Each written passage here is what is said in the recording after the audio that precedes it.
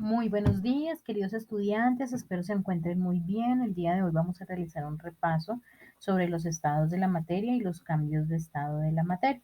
Vamos a iniciar hablando de las características propias de estos tres estados que observamos acá. Bien, en estos momentos ustedes se deben encontrar sentados sobre una silla, ¿cierto?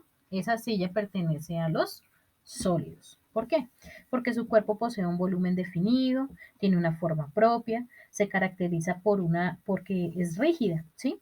Y lo cual se debe a que esos espacios intermoleculares, es decir, esas moléculas, están allá muy unidas y eso permite que, a diferencia de los líquidos y de los gases, estos no se puedan comprimir.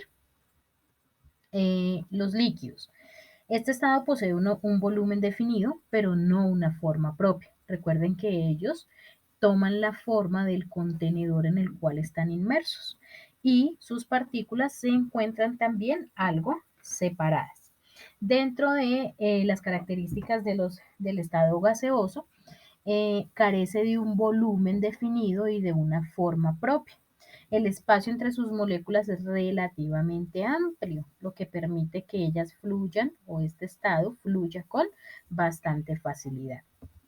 Recuerden que en el video anterior yo les comenté que para que se generaran los cambios de estado debía existir un aumento de temperatura señalado con esta flecha, ¿sí? Para que se dieran estos cambios de estado o una disminución de temperatura para que se generaran estos estados. Muy bien, dentro del paso de estado de fusión tenemos que es un cambio de estado de sólido a líquido que requiere un aumento de temperatura y el ejemplo más que les puedo generar en estos momentos es cuando se derrite un hielo o cuando en el polo se derriten los cascos del hielo y fluyen al mar en forma de pues líquida, ¿no? Luego tenemos la solidificación. Es un paso de líquido a sólido y requiere de una disminución de temperatura. El ejemplo más claro en estos momentos es cuando hacemos hielo, ¿sí? Para mezclar, para hacer el jugo, para tomar con una bebida y refrescarnos. Entonces llevamos el agua en las cubetas de hielo y obtenemos el hielo. Encontramos la vaporización, que es un cambio de líquido a gas, necesita un aumento de temperatura. Y un ejemplo acá es cuando se hace, por ejemplo, el café. Ese humo que genera el café es un cambio de estado de vaporización. Ahora tenemos la condensación. En la condensación es un paso de gaseoso a líquido que requiere una disminución de temperatura. Un ejemplo que encontramos es, por ejemplo, es en cuando sobre el parabrisas cae cierta niebla y se forman estas gotitas de agua. Y tenemos la sublimación, que se divide en dos, sublimación y sublimación inversa. Dentro de la sublimación requiere pues un aumento de temperatura y es un paso directo de sólido a gas.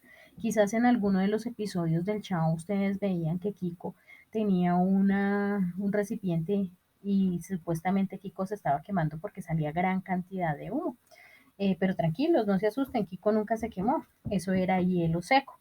Ese hielo seco, como pues es demasiado, se elabora unas temperaturas tan bajas, cuando entra en contacto con el aire que está mucho más caliente, había un aumento de temperatura y pasa directo al, a gas.